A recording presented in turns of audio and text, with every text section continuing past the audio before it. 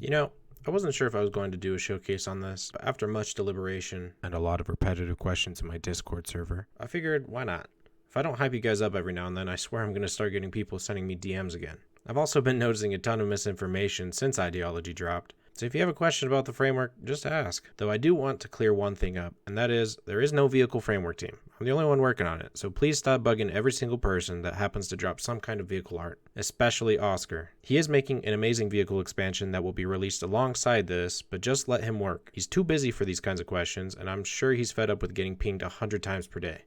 Now, generally speaking, there's nothing exciting about a mod settings page, but this is a very special case. You've heard me mention in the previous showcases that the two main focuses of the framework are expandability for modders and freedom of choice for players. The mod settings show the latter case, where I really do give free reign to the player on customizing their playthrough. Now, before I go through everything, please keep in mind that these settings are all constantly changing as new additions are made, so some specific settings may disappear before the pre-release and others will definitely pop up. So, navigating to the framework's mod settings page, we're greeted with the main page. This is where you'll find all of your general settings that are relevant to the entire framework or features that are specific to vehicles. One of the most praised features from boats was the ability to modify the size of the coast. Turns out people love having control over map generation. Now, I do try to keep feature creep to a minimum, but understandably so, the beach generation in RimWorld is severely lackluster, and that's because you can't do anything with water in vanilla. But that said, this main settings page is definitely going to be filled out before the pre-release, so you can expect a lot more general settings to tweak aspects of the framework. This next part is specifically why I felt the need to show the mod settings in the first place. I've implemented a way for modders to expose fields to the mod settings that can be saved and retrieved easily with very little effort. The UI is auto-generated to accommodate all of the fields, providing a clear and concise navigation as you, the player, can tailor these settings to your liking. Now, let's take a look at some of the settings that are available with just the framework.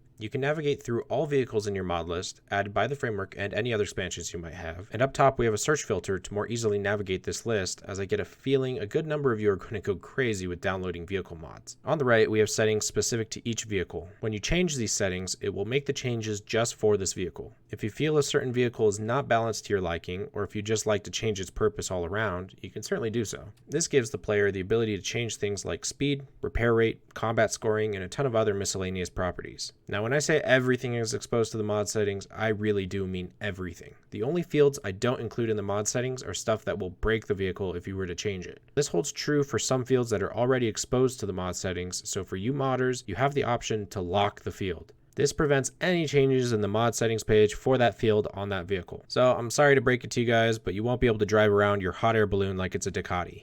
I also want to point out that you can restrict the vehicle's accessibility. This means it can be exclusive to you, NPCs, or just entirely disabled. This lets you decide how you want vehicles to impact your game. And if you change your mind in the future, you could always just reset your settings to default, even if it's just for a specific vehicle. You can make similar changes for the upgrade tree on vehicles that can be upgraded, and while I'd love to show you that, the upgrade tree is currently undergoing renovations, so you'll have to wait until I do a showcase on that. Lastly, we have the Dev Mode tab. This is where you'll find testing and troubleshooting related options. Unless you're a modder, don't worry yourself with any of this. However, there is one little special button that I think everyone can appreciate. That is the Show All Versions button. This nifty little button allows you to view all update logs published by me for this mod. If you skipped past the update pop-up and want to view the changes, or if you just want to look at previous updates, you can come back here to pull up the menu containing all previous logs. And there you have it. That is everything available in the mod settings. I hope you enjoyed the showcase. You can look forward to the next one being a demo of the upgrade tree, which adds modularity to vehicles and will further cement the design choice of giving freedom to the player. On a closing note, I know all of you want to know what sort of timeline there is for the framework or when you can expect a release. All I can say is I work on this in my free time, which is already severely limited, so I can't really make any promises, but while I do think I'm fairly close to being finished with it, NPC AI being the only big task that's left to complete,